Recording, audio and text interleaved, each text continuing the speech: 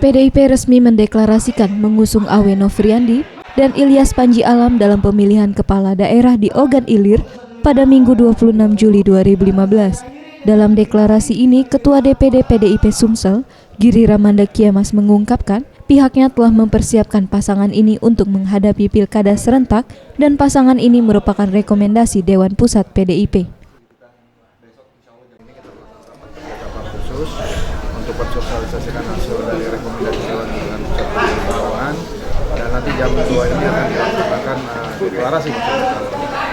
Di kabupaten yang lain juga hari ini mulai kita melakukan sosialisasi hasil dari keputusan DPD. Usai deklarasi bakal calon wakil Bupati Ogan Ilir dari Partai PDIP, Ilyas Panji Alam mengungkapkan ia dan pasangannya Novriandi Mawardi siap dan optimis dapat menang dalam pilkada dengan program meneruskan dan pengembangan daerah baik dari infrastruktur.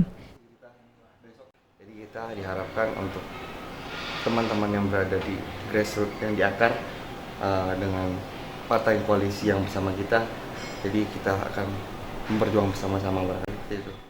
Untuk memenangkan pilkada ini, karena ini merupakan momentum bagi kami PDI Perjuangan ya, selaku partai pemenang pemilu, mudah-mudahan. Nira Laras Ayu, Farel Dusatria, Sriwijaya TV.